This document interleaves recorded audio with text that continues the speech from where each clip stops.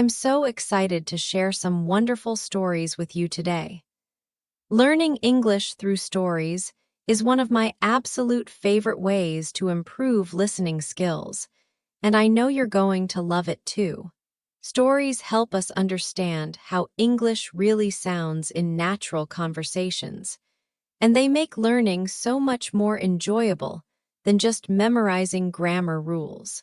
Today, I want to tell you about my friend Sarah and her amazing journey learning English. Her story is full of everyday situations that will help you learn useful phrases and expressions. But first, let me tell you why stories are so powerful for language learning. When we listen to stories, our brains work differently than when we study grammar books. Stories help us remember words and phrases because they're connected to emotions and situations. It's like learning a song. The melody helps us remember the words. When Sarah tells me about buying coffee or talking to her neighbors, I can picture exactly what's happening. This makes the English stick in my mind so much better. Sarah moved to Chicago 3 years ago from South Korea. At first, she was really nervous about speaking English. She understood quite a bit from studying in school, but real conversations felt scary and fast.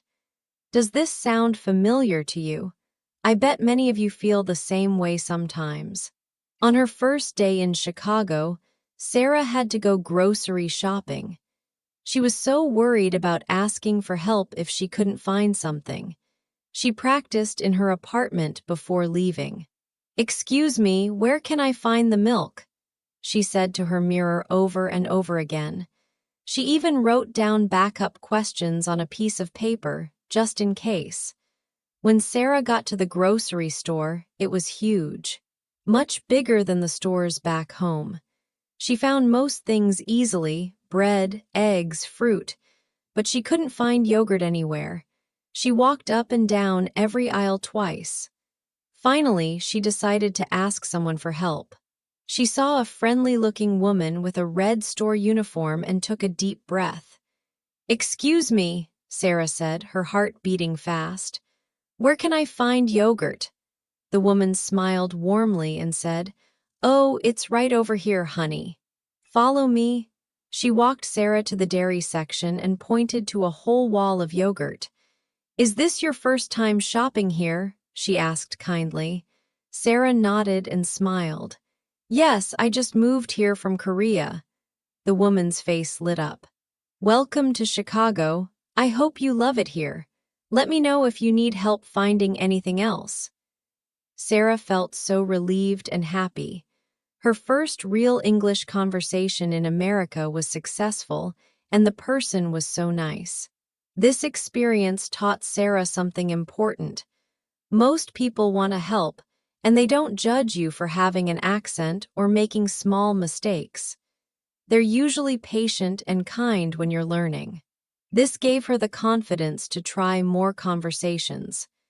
The next week, Sarah started her new job at a marketing company. She was nervous about understanding her coworkers and participating in meetings. Her boss, Michael, was very understanding. On her first day, he introduced her to the whole team. "Everyone, I'd like you to meet Sarah. She's joining our creative team." "Sarah, would you like to tell everyone a little about yourself?" Michael asked with an encouraging smile. Sarah's hands felt sweaty, but she remembered her successful grocery store conversation. "Hi everyone, I'm Sarah. I moved here from Seoul, and I'm really excited to work with all of you. I studied marketing at university, and I love creating campaigns for social media. Please be patient with me as I improve my English. I'm always happy to learn from you." Her new coworkers clapped and smiled. A woman named Jessica said, "Your English sounds great, Sarah. I actually studied Korean for 2 years in college. Maybe we can help each other practice sometime." Another coworker, David, added, "Welcome to the team. If you ever need help with anything, just ask. We're all here to support each other. Sarah felt so welcomed. She realized that being honest about learning English actually made people want to help her more, not less. This is such an important lesson for all language learners. Don't be afraid to tell people you're still learning. Most people respect your effort and want to encourage you. Over the following months, Sarah faced many different situations that helped her English improve quickly. Let me tell you about some of them, because I think you'll find them really helpful for your own learning. One Saturday morning, Sarah's apartment had no hot water. She needed to call her landlord, Mr. Peterson, to report the problem. Phone calls in English felt especially scary to her because she couldn't see facial expressions or body language to help her understand. Sarah wrote down what she wanted to say before calling. "Hello, Mr. Peterson. This is Sarah from apartment 3B. I don't have hot water this morning. Could you please help me fix this problem?" She practiced it several times, then called. "Hello," Mr. Peterson answered.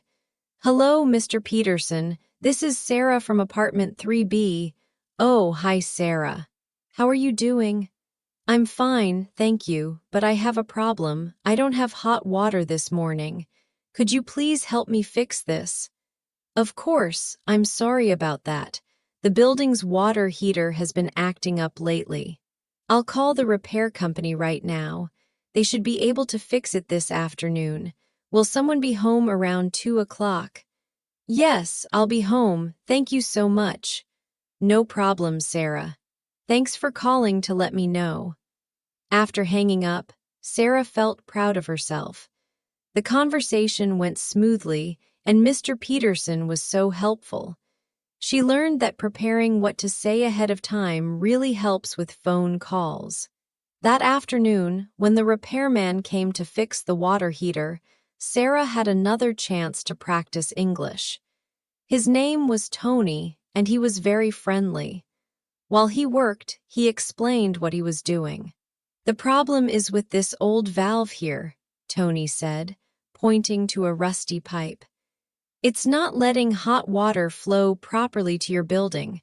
I'm going to replace it with a new one. It should take about an hour." Sarah listened carefully and asked questions. "How often do these valves need to be replaced?"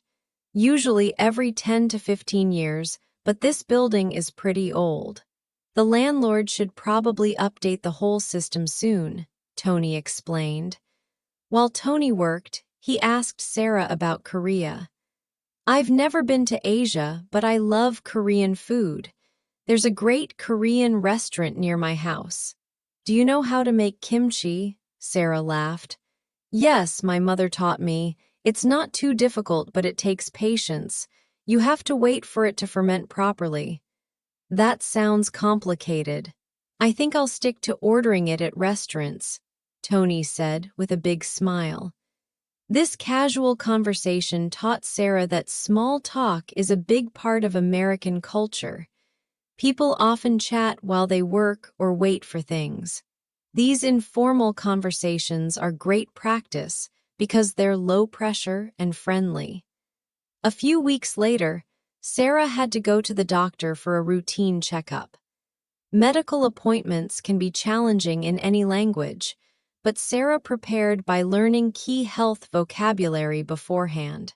She looked up words like symptoms, allergies, prescription, and insurance. At the doctor's office, the receptionist was very patient. "Hi, I'm here for my appointment with Dr. Williams," Sarah said. "Perfect. Can I see your ID and insurance card, please?" the receptionist asked. Sarah handed over her documents. "Do I need to fill out any forms?" "Since this is your first visit, yes. Here's a medical history form. Just do your best, and if you have questions about any words, let me know." The form asked about past illnesses, family medical history, and current medications. Sarah didn't know some medical terms, so she asked for help. The receptionist was happy to explain words like chronic conditions, and prescription medications. When Dr. Williams saw Sarah, she was very understanding about the language barrier. She spoke clearly and slowly, and she checked frequently to make sure Sarah understood. "How are you feeling today? Any health concerns or problems I should know about?" "I feel fine overall," Sarah answered. "But sometimes I get headaches in the afternoon, maybe from looking at computer screens all day at work." "That's very common nowadays. Let's talk about some ways to prevent eye strain," Dr. Williams said. She gave Sarah helpful tips about taking breaks from screens and adjusting her workspace lighting. This medical visit taught Sarah that healthcare providers are usually very patient with non-native speakers. They want to make sure they understand your concerns correctly, so they're willing to explain things carefully. One evening, Sarah decided to join a local community center English conversation group. She was nervous, but excited to meet other English learners. The group met every Thursday night in a cozy room with comfortable chairs arranged in a circle. The group leader was a retired teacher named Mrs. Chen, who was originally from Taiwan but had lived in America for 30 years. "Welcome, everyone. Tonight we're going to practice talking about our hobbies and interests. Sarah, since you're new, would you like to start by telling us about something you enjoy doing?" Sarah felt nervous, but remembered all her successful conversations. "I love photography, especially taking pictures of architecture. Chicago has so many beautiful buildings. I also enjoy cooking Korean food and sharing it with friends." "That sounds wonderful," said Maria, who was from Mexico. "I love cooking too. Maybe we could exchange recipes sometime." "I'd love that," Sarah replied. "Do you like spicy food?" "Yes, definitely. Mexican food can be quite spicy too." An older gentleman named Ahmad, who was from Syria, joined the conversation. "I'm curious about Korean architecture. Are the traditional buildings very different from the American style?" This led to a fascinating discussion about different architectural styles around the world. Sarah found herself talking for much longer than she expected, describing Korean palaces and temples. The other group members asked interesting questions and shared about buildings in their home countries. "This is exactly why I love these conversation groups," Mrs. Chen said. "Everyone learns from each other, and we all improve our English together." After the group meeting, several people exchanged contact information with Sarah. Maria invited her to a potluck dinner the following weekend. Everyone brings a dish from their home country. It's so much fun and great practice for English too. Sarah left the community center feeling energized and confident. She realized that other English learners understood her challenges perfectly, and they were all supporting each other. The potluck dinner was amazing. Sarah brought Korean bulgogi and kimchi, which everyone loved. She learned to describe the ingredients and cooking process in English. "The beef is marinated in soy sauce, garlic, and Asian pear," she explained to curious friends. "You let it sit overnight, then grill it quickly on high heat." "What makes it taste so tender?" asked Roberto, who was from Colombia. "The Asian pear has natural enzymes that break down the meat fibers," Sarah said. "My grandmother taught me this trick." Everyone was fascinated by the cooking tips from different cultures. Sarah learned about Colombian arepas, Mexican mole, and Syrian stuffed grape leaves.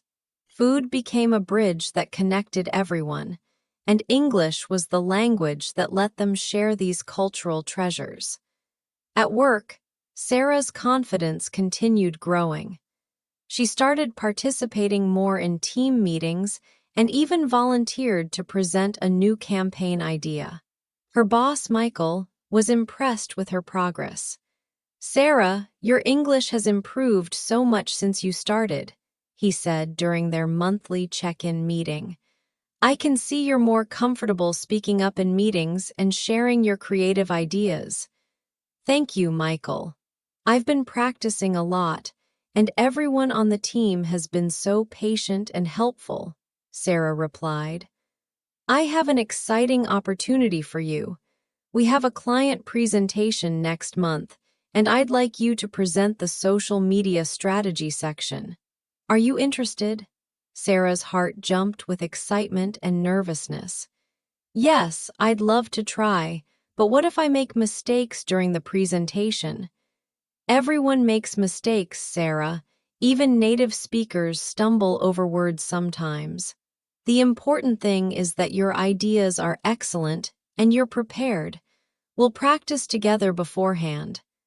For the next few weeks, Sarah worked hard preparing her presentation. She practiced in front of mirrors, recorded herself speaking, and even presented to her conversation group for feedback. Mrs. Chen gave her excellent advice about speaking confidently. Stand up straight, make eye contact with different people in the audience, and speak slowly and clearly, Mrs. Chen advised. If you forget a word, just pause, take a breath, and continue. The audience wants you to succeed. The day of the presentation arrived. Sarah wore her favorite blue dress and arrived early to test the technology. When it was her turn to present, she stood up confidently and began. Good morning, everyone. Today I'm excited to share our social media strategy for the spring campaign. This strategy focuses on three main areas: engagement, authenticity, and community building. Sarah's presentation went wonderfully. She explained her ideas clearly, answered questions confidently, and even made the audience laugh when she shared a funny example about social media trends. Afterward, several people complimented her presentation skills. Sarah, that was excellent, said Jennifer, the client. Your ideas are creative and well thought out. I especially loved the community building approach. Her coworker David whispered, You killed it, Sarah. That was better than my first presentation, and English is my first language. This success gave Sarah tremendous confidence. She realized that her accent didn't matter as much as she thought. People cared more about her ideas and the value she brought to discussions. Around this time, Sarah also started dating someone she met at a coffee shop near her apartment. His name was Jake, and he was a graduate student studying international relations. Their first conversation happened naturally when they both reached for the same book that someone had left on a coffee shop table. Oh, sorry, they both said at the same time, then laughed. You can take it, Sarah said, gesturing to the book. Actually, I was just curious about the title. The Art of Happiness. Are you reading it? Jake asked. I was thinking about it. I love books about psychology and personal growth, Sarah replied. Me too, I just finished reading Atomic Habits. Have you heard of it? This began a wonderful friendship that slowly developed into romance. Jake was patient with Sarah's English, but he also challenged her to keep improving. He introduced her to American idioms and slang in natural ways. It's raining cats and dogs out there, Jake said one stormy afternoon when they were having lunch together. Sarah looked confused. Cats and dogs, but I don't see any animals. Jake laughed gently. Oh, that's just an expression. It means it's raining very heavily. We have lots of weird expressions like that in English. That's so strange. In Korean, we say it's raining like a waterfall, Sarah said. That actually makes more sense than cats and dogs, Jake admitted. Through Jake, Sarah learned about American culture in deeper ways. He took her to baseball games, 4th of July barbecues, and Thanksgiving dinner with his family. Each experience gave her a new vocabulary and cultural understanding. At the baseball game, Jake taught her about innings, home runs, and strikes. "This is America's favorite pastime," he explained. "Even if you don't love sports, going to games is about the social experience, eating hot dogs, singing 'Take Me Out to the Ball Game,' and enjoying time with friends." Sarah enjoyed learning these cultural traditions. "In Korea, we have similar community experiences, but usually around festivals or family gatherings," she shared. Jake's family welcomed Sarah warmly during Thanksgiving. His mother taught her how to make cranberry sauce, and his father shared stories about their family history. His younger sister asked Sarah to teach her some Korean phrases. "How do you say thank you in Korean?" she asked. "Gamsahamnida," Sarah said slowly. "But with family, you can just say gamawo, which is more casual." "Gamawo," Jake's sister repeated, smiling proudly. These family interactions taught Sarah about American family dynamics and gave her practice with more personal, emotional conversations in English. She learned to express gratitude, share memories, and talk about hopes and dreams. One year after arriving in Chicago, Sarah reflected on her amazing progress. Her English had improved dramatically, but more importantly, she had built a rich, full life in her new country. She had close friends, a job she loved, a romantic relationship, and deep connections in her community. At her one-year work anniversary, her team threw her a surprise party. Michael gave a short speech that brought tears to Sarah's eyes. "When Sarah joined our team, we knew we were getting someone talented and creative. But we also gained someone who taught us about courage, determination, and the beauty of seeing our own language and culture through fresh eyes. Sarah, you've made our team better, and we're so grateful you're here." Sarah stood up to respond, feeling emotional but confident. "Thank you so much, everyone. 1 year ago, I was terrified to order coffee in English. Now I'm giving presentations, making jokes with coworkers, and feeling truly at home here. This happened because all of you were patient, kind, and welcoming. You didn't just help me learn English, you helped me become part of this community." Everyone clapped and cheered. Later, Jessica pulled Sarah aside. "You know, when you first arrived, I was impressed by how brave you were to move to a new country and start over in a different language. But now I'm impressed by how you've helped all of us appreciate what we have here. You remind us not to take our language and culture for granted." That evening, Sarah called her parents in Korea to share the good news about her work anniversary. The phone call that once felt intimidating now felt natural and easy.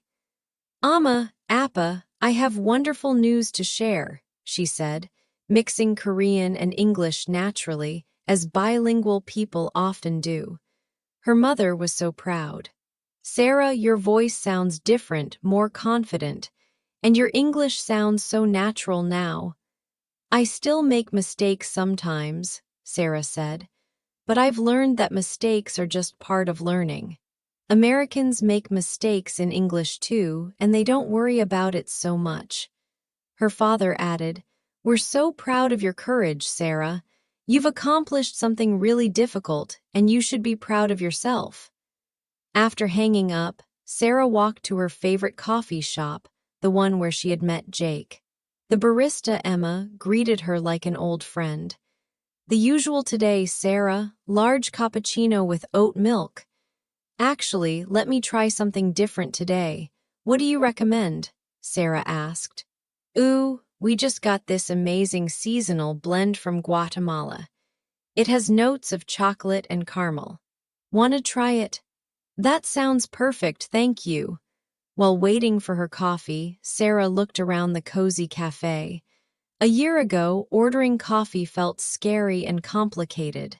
Now she was chatting naturally with baristas, asking for recommendations, and trying new things without fear. Emma handed over the coffee with a smile. By the way, I love hearing you talk with Jake about books and travel. You two always have the most interesting conversations. It reminds me why I love working here. I get to hear people from all over the world sharing ideas and stories. Sarah realized that she had become part of the fabric of this community. She wasn't just learning English anymore. She was living fully in English, contributing to conversations, sharing her perspectives, and enriching other people's lives with her unique experiences. That evening, at her conversation group, Mrs. Chen asked everyone to share their proudest English learning moment from the past month. I had a really deep conversation with my neighbor about climate change and renewable energy, shared Ahmed. We talked for over an hour, and I never felt lost or confused. I successfully argued with my internet company to lower my bill, laughed Maria. They were trying to overcharge me, but I stood my ground and got a better deal. When it was Sarah's turn, she thought for a moment. Last week, I was at the grocery store, and I overheard a Korean tourist asking for directions in broken English. The store employee was getting frustrated and couldn't understand what she needed. I stepped in and translated, then gave her directions to her hotel. Later, I realized that I had become a bridge between cultures, using my English skills to help someone else, just like so many people helped me when I first arrived. That's beautiful, Sarah, Mrs. Chen said with tears in her eyes. That's what language learning is really about, connecting with others and building understanding between different communities. Now, 2 years later, Sarah's English journey continues, but it no longer feels like struggling uphill. It feels like exploring new territories, discovering nuances and cultural subtleties that make communication richer and more meaningful. She has started tutoring other Korean immigrants in English, sharing the strategies and confidence-building techniques that worked for her. Her favorite piece of advice for new learners is something Mrs. Chen taught her in that first conversation group meeting. Language learning isn't about perfection, Sarah tells her students. It's about connection. Every conversation is a success if you connect with another person, share an idea, or learn something new. Don't focus so much on making mistakes, focus on making connections. Sarah's story shows us that learning English, or any language, is really about building bridges between ourselves and others. It's about having the courage to try, the patience to keep practicing, and the openness to let mistakes become learning opportunities. Her success came not just from studying grammar books or vocabulary lists, though those things helped. It came from jumping into real-life situations, being honest about her learning process, and surrounding herself with supportive people who wanted to help her succeed. Most importantly, Sarah learned that having an accent or making grammar mistakes doesn't make you less intelligent or less worthy of respect. It makes you brave, because learning a new language as an adult requires tremendous courage and persistence. Today, Sarah speaks English fluently, but she still has a Korean accent, and that's perfectly fine. Her accent is part of her story, part of what makes her unique and interesting. She has learned to see her multilingual abilities as a superpower, not a weakness. She can switch between languages depending on the situation, think in multiple cultural frameworks, and help bridge understanding between different communities. These are valuable skills in our interconnected world. For all of you listening to this story and working on your own English learning journey, remember Sarah's example.